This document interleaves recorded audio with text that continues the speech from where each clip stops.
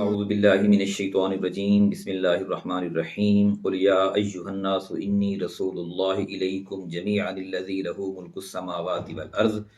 لا الہ الا هو یحیی ویمیت فآمنوا باللہ ورسولہ النبی الامی الذی یؤمن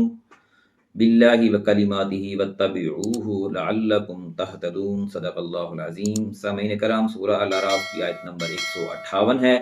موسیٰ علیہ السلام کی جو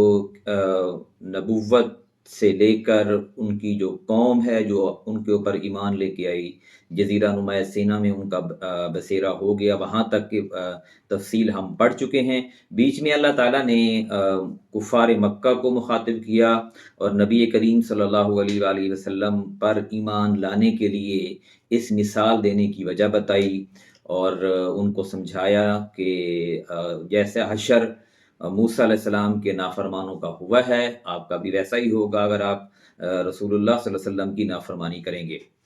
آج کی اس آیت میں ایک پوری امت کو اللہ تعالیٰ نے مخاطب کیا اور یہ فرمایا کہ قل یا ایہا الناس، اے نبی صلی اللہ علیہ وسلم آپ فرمائیے، آپ کہیے کہ اے انسانوں، انی رسول اللہ الیکم جمیعا، میں تم سب کی طرف اس خدا کا پیغمبر ہوں جو زمین، یعنی وہ خدا جس نے پوری کائنات کو پیدا کیا، میں تم سب اسی کائنات کے اندر جو یہ مخلوق ہے انسانیت، میں تم سب کی طرف اللہ کا پیغمبر ہوں۔ پہلے جو نبی آتے تھے وہ ایک خاص علاقے میں یا خاص شہر میں آتے تھے اور ایک وقت میں ایک سے زیادہ اللہ تعالیٰ رسول بھی بھیجتا تھا، لیکن نبی کریم صلی اللہ علیہ وآلہ وسلم آخری اور پوری امت کے نبی ہیں، اور ان کے بعد اور ان کے دوران کوئی نبی نہیں آیا، نہ آ سکتا ہے۔ اس لیے فرمایا کہ اے محمد صلی اللہ علیہ وسلم، یہ ایک کائناتی پیغام ہے اور رہتی دنیا تک پیغام ہے کہ میں آپ تمام لوگوں کے لیے، تمام انسانیت کے لیے اس خدا کا پیغمبر ہوں، اس مالک کائنات کا پیغمبر ہوں، الذی لہ ملک السماوات والارض، جو زمین اور آسمانوں کی بادشاہی کا مالک ہے، یعنی جو کا حکم زمین کے اوپر چلتا ہے، آسمانوں کے اوپر چلتا ہے، تمام مخلوق کے اوپر چلتا ہے۔ جیسے ہم پیچھے پڑھ کے آئے ہیں کہ الا لہ الخلق والامر، جس نے پیدا کیا حکم بھی اسی کا چلے گا۔ یہ تو نہیں ہو سکتا کہ بنائے کوئی اور مخلوق کو اور آپ حکم کسی اور کا مانیں، آپ کو پیدا اللہ نے کیا اور آپ حکم بتوں کا مانیں یا اللہ کے ساتھ کسی اور کو برابر کا شریک ٹھہرائیں، تو یہ اللہ تعالیٰ کبھی معاف نہیں کرتا، اس کو برداشت نہیں کرتا۔ اس لیے فرمایا کہ اے نبی صلی اللہ علیہ وسلم، جیسے میں پوری کائنات کا مالک ہوں،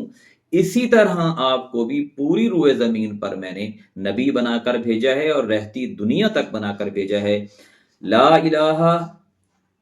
الا ہوا یحیی و یمیت، اس کے سوا کوئی خدا نہیں، زندگی بھی وہی دیتا ہے اور موت بھی وہی دیتا ہے، جس کو چاہے مار دے، جس کو چاہے دوبارہ زندہ کر دے، جس کو چاہے پیدا کرے، زندگی دے، یہ اسی کے اختیار میں ہے۔ فرمایا فآمنوا باللہ ورسولہ، پس ایمان لاؤ اللہ پر اور اس کے بھیجے ہوئے رسول امی پر، اور پھر فرمایا کہ یؤمن باللہ وکلماتہ، کہ جو اللہ اور اس کے ارشادات کو مانتا ہے، یعنی یہ رسول خود بھی مانتا ہے کہ اللہ تعالیٰ کے کیا احکامات ہیں، یہ ایک نمونہ بن کے ہمارے سامنے اللہ تعالیٰ نے ان کو پیش کیا۔ ایسا نہیں ہے کہ وہ پڑھ کے سناتے رہیں اور خود اس کے اوپر عمل نہ کریں۔ جیسے آج کل آپ دیکھ لیں معاشرے میں جو بہت سارے لوگ اپنی نیکی کا اور بڑائی کا دعویٰ کرتے ہیں،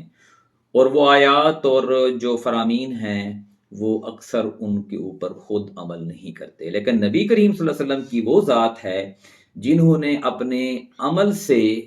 پہلے ثابت کیا ہے قول کے، یعنی آپ نے پہلے عمل کیا ہے پھر دوسروں کو کہا ہے کہ آپ بھی عمل کریں۔ ایسا نہیں ہوگا کہ آپ کہتے رہے ہوں اور آپ نے عمل نہ کیا ہو۔ وکلماتہ، اور اس کے ارشادات کو، اور پھر فرمایا کہ وَاتَّبِعُوهُ لَعَلَّكُمْ تَهْتَدُونَ، اور پیروی اختیار کرو اس کی، اور یہی ایک طریقہ ہے کہ تمہیں ہدایت ملے، راہ راست ملے، دنیا میں رہتے ہوئے تم راہ راست کے اوپر جمے رہو۔ اس کے لیے نبی کریم صلی اللہ علیہ وآلہ وسلم کی پیروی انتہائی ضروری ہے، اس کے بغیر چارہ نہیں ہے، یعنی اس کے بغیر ممکن ہی نہیں ہے کہ آپ راہ راست تلاش کر سکو، کیونکہ راہ راست جو ہے وہ اللہ کے رسول صلی اللہ علیہ وآلہ وسلم نے ہمیں دکھائی ہے، اور انہی کے جو فرامین ہیں، یہ پورا قرآن اللہ کے رسول کا فرمان ہے، کیونکہ ہم نے رب سے تو ہم ملے ہی نہیں ہے، نہ ہماری بات ہوئی، ہمارے تک نبی کریم صلی اللہ علیہ وآلہ وسلم نے یہ قرآن پہنچایا، اور اس کے مطابق ہم نے اپنی زندگی کو سنوارنا ہے۔ اللہ تعالیٰ سے دعا ہے کہ ہمیں قرآن کو صحیح معنوں میں سمجھنے اور عمل کرنے کی توفیق عطا فرمائے۔ جزاک اللہ۔